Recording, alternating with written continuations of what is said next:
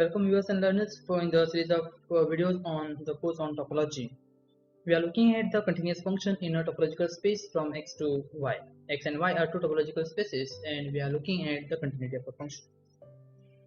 In previous videos we have already stated some results about the continuity, and we have also proved that f is a function from say x to y, and suppose say z is a subset of x, then the restriction of f to z is also a continuous function.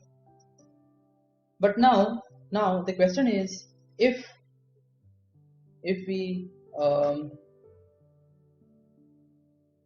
let me put up it something like this. We have x. Okay, let us take this. We have x and we have y. Okay, so f is a function from x to y. Of course, the continuity is if and only statement. So now what we do is, f is a function from x to y. You take a subspace of y. Let us take z. Okay, or let us take a superspace. So let me take a y here, and let us take z. So let me do it like this. Subset, it will may be a problem if we restrict and do all these kind of things. So let us take the z here. Okay, so the situation over here is f is a function from x to y. Okay, z y is a subspace of z, and we have another function, say f bar, a function you are not changing the domain but you are making the codomain a bigger. So initially your function was from x to y, but now rather than y you are making your y a slightly bigger. You are adding more points. Y is subspace of z. Then we say that this f is continuous if and only if f bar is continuous. Okay, so let us put that more formally. Let us take that as a proposition. Let f be the function from x to y, and let us take y be subspace of z. Okay, y is a subspace of z. X and z are topological spaces. Y is the subspace of z. Let f bar be the function from, we are not changing the domain, and again we are making our codomain bigger, so the definition of function will not make any difference. Okay, so let f bar be the function from x to z defined by f bar of x equals to fx for all x belonging to x. So again I repeat, we have just increased our domain. We have made our codomain a slightly bigger set. Okay, then f is continuous if and only if f bar is continuous. The diagram for this is this. We have x, we have z, which is a topological space, and then for that z we have a subspace y. F is a function from x to y. Let us do it like this, x to y, and f bar is a function from x to z. This is f bar and this is f. Then f is continuous if and only if f bar is continuous. And the proof of this is very simple. Let's do that. Proof. It's quite a simple proof. So first let us assume that f is continuous. So suppose f is continuous. We have to show that f bar is continuous. Okay, so let us take an open set in Z. So let V be open in Z. So to show that this f bar is continuous, So you take an open set in Z. We have to show that f inverse, this f bar inverse of V is open in X. So let us check what is f bar inverse of V. Let us check what is f bar inverse of V, the inverse image of V under f bar. This is defined to be set of all x belonging to your domain such that f bar of x belongs to V. But we have defined our function f bar to be fx. So x belongs to x such that fx belongs to V. Okay. So this can be written as set of all x belonging to x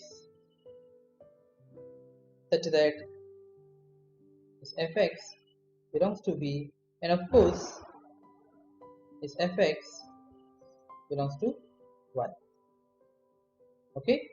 So this implies, because f is a function from x to y, remember that. Okay, so this by default, by definition of fx. So this implies it is same as set of all x belonging to x such that fx is in V, also fx is in y. This implies fx is in V intersection y. And this is the set which is nothing but inverse image of V intersection y. Now we have f inverse, and f is a function from x to y. So our claim now is this is open in X. And why? This is open in X because since Y is a subset of Z, V is open in Z, and this implies V intersection Y is open in Y as a subspace topology, as subspace topology. Some set is open in subspace provided there exists an open set in the full space such that that set can be written as that open set intersection Y. So this is open in Y. And we know that f is a continuous function, and this is open set in your codomain. That implies the inverse image of that set is open in X, and hence this is open in X. So this implies, or since f is continuous, implies f inverse of V intersection Y is open in X, because f is a function from X to Y. Okay, this implies f bar inverse of V is open in X, and altogether we have proved that f bar is continuous function. So we assume that f is a continuous function, and we proved that f bar is a continuous function. Converse part is also similar. So conversely, let us assume that f bar, which is a function from x to z, be continuous function.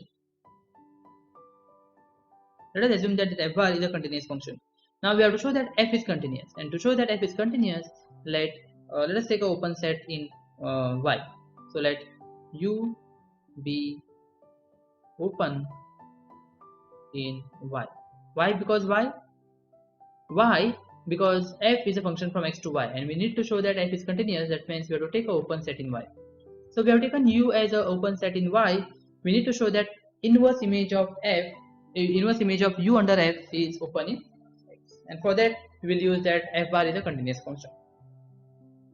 So since U is open in Y, this implies this U can be written as some open set P in Z intersection with Y for some P open in Z, because in Y we have a subspace topology, and under subspace topology U is open. That means U can be written as Y intersection some open set in the whole space there. Now let us take what is f inverse of u. F inverse of u is same as inverse image of p intersection y, and this is nothing but set of all x belonging to x such that fx is in this set p intersection y. So we know that f and f bar on the x is same, so it is same as set of all x belonging to x such that f bar of x belongs to p intersection y. This implies f bar of x belongs to p and f bar belongs to y. So this set is same as set of all x belonging to x such that f bar of x belongs to p and is f bar of x also belongs to y. So we can split these two sets. We can write these two sets as set of all x belonging to x such that f bar of x belongs to y. This is because this f bar of x belongs to y and y is a subset of z, and of course f is a function from x to z. So this we need not mention, and we can say that f bar the set of all x belongs to x such that f bar of x belongs to p. Straightforward. And this is nothing but f bar inverse of p. And what is p? We have taken p which is open in z, and we assume that f bar is continuous. Now p is open in z, f bar is continuous, that means inverse image of that open set is open in x. This implies, or since p is open in z and f bar is continuous, this implies f bar inverse of p is open where it is open in x, and f bar inverse of p is same as inverse image of u. This implies inverse image of u is open in x. We have taken an open set in y. We proved that the inverse image of that u under f is open in x. This implies f is continuous function. Pretty simple. Okay, so as we have stated in the last video, we will look out for the restriction maps and the composition. So let us go for the composition first. Let us take two functions on three topological spaces, and let's see how we can do something about the composition. So theorem: let us take x, y, and z be three topological spaces, and let us take f from space x to y, and let us take another function, say g, from y to z. So now remember, the codomain of f is same as the domain of g. That is required for the definition of compositions. Okay. B, let us take these two to be continuous functions. Then, now what is your guess? Is it f composite g or g composite f? The codomain of f is same as the domain of g. So this implies g composite f. So when you how to look at this? This is very simple. What you do is g composite f of x. So f has to act on the space x. So x is here, and then fx is a point in y, and the domain of g is y. So we can say that g composite f can be defined for this kind of setup.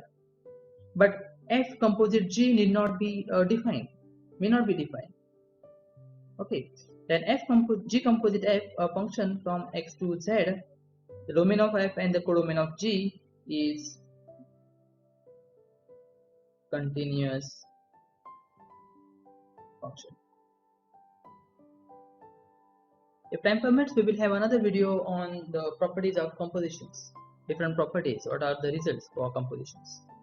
Okay, now let's restrict ourselves for the topological point of view, here we have to show that this composition of G and F is a continuous function. So let us see what is the setup. We have this X, we have this Y, and another we have this Z. F is a function from X to Y, and Y is a function from Y to Z. And how it is defined? You take a point in your domain for this composition. So this composition is a function from X to Z. So this is G composite F. This is F, and this is G. Okay. Now what this function does? G composite F. So this is defined from X to Z. So you take a point over here. Corresponding to this point X, you have the image of this X under F. So you have something Fx here. And now this Fx is a point in the domain of G. You take this point and map it to here. So this is nothing but G of this point, that is nothing but G of Fx. And this we denote by G composite F of X. So G composite F of X is defined to be like this. Okay, so let us check by the view of this topological point of things. To show that G composite of F is continuous, what we have to do is we have to take an open set in Z, and we need to show that the inverse image of that open set is open in X. And of course, for that we have to use our hypothesis. Our hypothesis says F and G both are continuous functions. Okay, so let us take a open set in our domain. So let us take open set, say something here, say W. Now since G is continuous function and W is open in the codomain, it implies the inverse image of G is open here. Now again, that set is open in Y, F is continuous implies the inverse image of that set is open here, and then with this we are done with the proof. Okay, so let us write that. Let W be open in Z. This implies, you write the reason, this implies G inverse of W is open in Y, and since F is continuous, this implies F inverse of G inverse of W is open in X, and this is nothing but G composite F inverse of W is open in X, and hence the composition of F and G is continuous. So you can ask many questions over here. What happens if you have a composition which is continuous and F is continuous? What happens if composition is continuous and G is continuous? What happens if this composition is continuous but one of the function is not continuous? So those questions you can ask and you can prove by yourself. So that the exercise I will leave for the viewer to solve. Now let us go for the projection map. We will see the projection maps for here. Okay, and we will check whether those are continuous maps. Projection maps.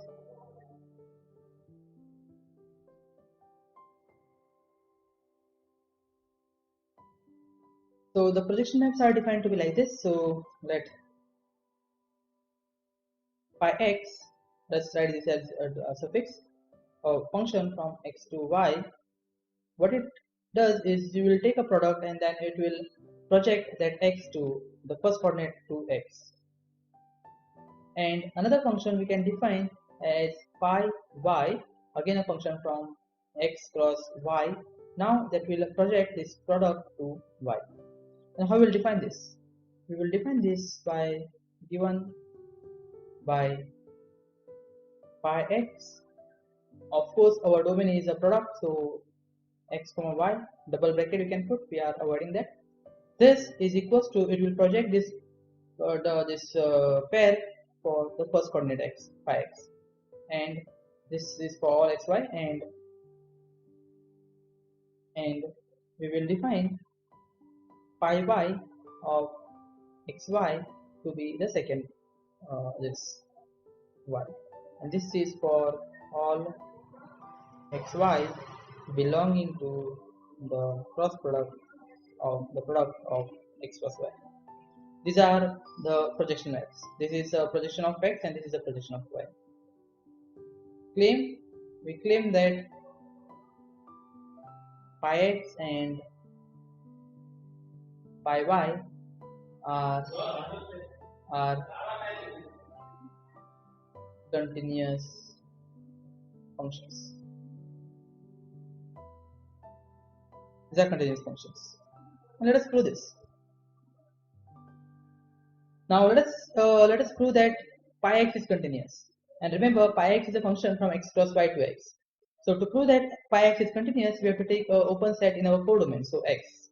So let U be open in x.